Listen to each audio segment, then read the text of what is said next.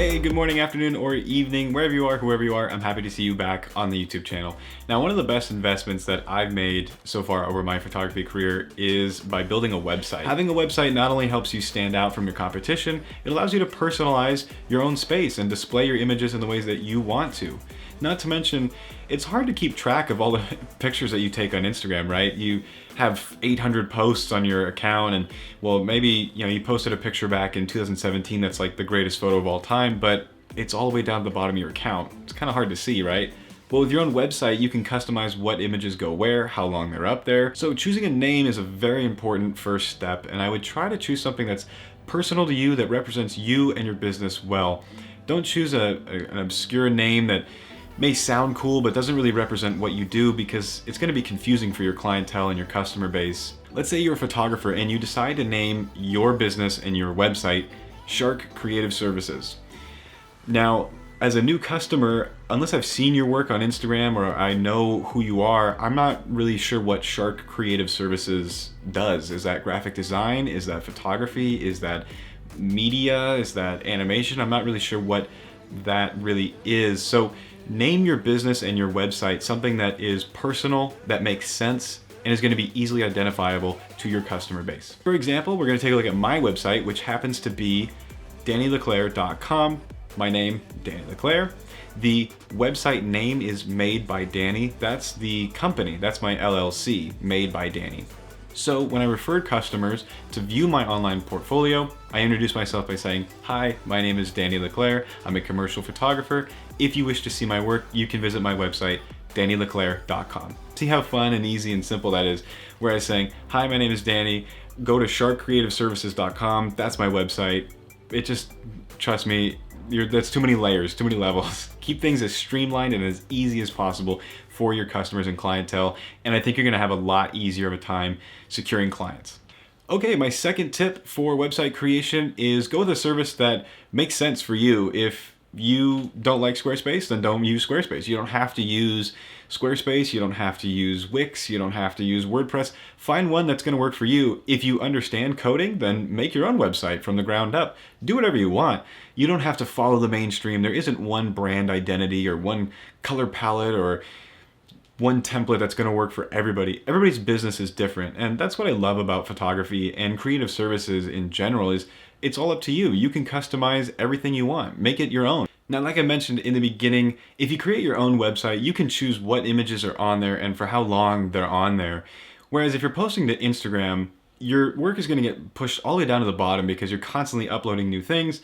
And so some of your best work might be towards the bottom of your profile, and nobody's gonna scroll past the 16th image, because then at that point you're just stalking and nobody likes that. So having a website allows you to always showcase, always feature your best work out there. If you're submitting your online portfolio to a customer, to a brand, to a corporation to work with, they may have a bunch of other applicants and they're not going to want to scroll all the way down to the 16th image. They want to see the best that you've got within the first 30 seconds. I've optimized my website to be as easy as physically possible for the end user. You can set up galleries where you can display a ton of images. I don't know if there's a limit on how many images that you can put in the Squarespace galleries. What's nice about this is that you can cultivate and organize your work into separate galleries. Rather than with Instagram, Facebook, and Twitter, you can just upload and share whatever you want, whenever you want, to whoever you want. You can make galleries that are specific to portraits, real estate, commercial photography, landscape, whatever it is that you do, you can make a gallery specifically for that work, which then makes it easier for the end user to find exactly what it is that they're looking for. Oh, that's strong coffee. The next best thing about having your own website is by setting up an online store. This has been extremely helpful for me, especially during quarantine, is by setting up an online store. I sell prints, I sell presets, I sell apparel. I have a lot of things that I sell, not to mention my own services. And having an online store where everything is organized and cultivated for the end user makes my life and their life a whole lot easier. So now that I've talked about some of the benefits of just creating your own website, I want to show you mine and some of the key features that I've installed into my website. Now, the first being is a cover page with a photo of my face. Now, I know that might sound kind of funny, but as a photographer, most of the time I'm behind the camera, and so my face isn't really shown. I don't have a lot of photos of me.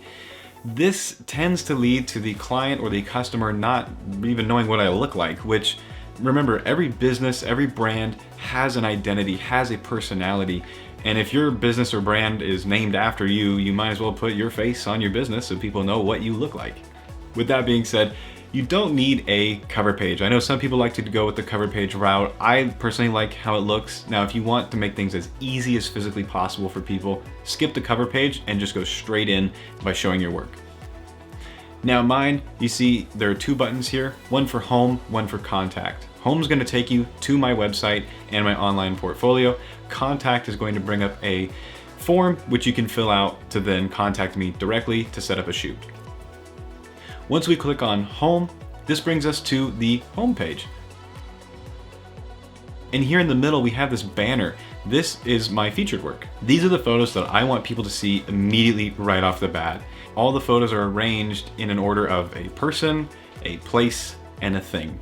Because it just so happens that's what I do. I take pictures of people, places, and things, and so I wanted this little banner in the front to represent that work. Rather than having just a bunch of good-looking pictures, I wanted there to be some structure right off the bat to let people know I'm organized, I know what I'm doing, and here's what I can do with my camera.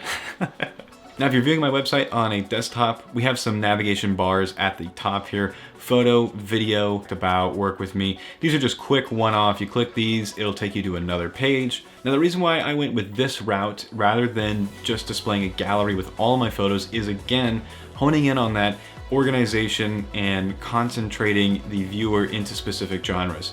Somebody might hire me to do portraits, and if so, I want them to see my portrait work. I'm not really trying to show them all my landscape and my real estate and my commercial food photography or whatever it is else that I'm doing. They're interested in hiring me for portraits. Therefore, I want the client, the end user, to be able to find exactly what they're looking for within 30 seconds or less. Now, if you notice, we also have a video tab. I have done a couple short films in the past few years. I have a film degree from Southern Oregon University, go Raiders. So I wanted to display some of my video work just in case I happen to be applying to work for a client who needs some sort of video service. All my videos are linked through Vimeo. With Squarespace, you can link videos through YouTube or Vimeo. You're not actually uploading any video content to the website. Whereas with your photos, you're gonna upload those photos directly into the website, but videos are really large and those files are hard to process, especially with there's millions of websites out there that are also uploading videos, and the Squarespace servers have no room for storing 4K footage on their website. So in order to keep your website optimized and running smoothly, you're just gonna upload a link to your website, and instead, Squarespace is gonna pull that video link and show that on your site. Well, that's gonna do it for me today. I hope you guys have enjoyed this video. If you did, make sure you like and subscribe. It really helps me out as we're growing this channel and I'm learning more from you guys and from other content creators out there. And I'm really just happy and thankful to be a part of this community. Be on the lookout for more videos this week, and I will see you later.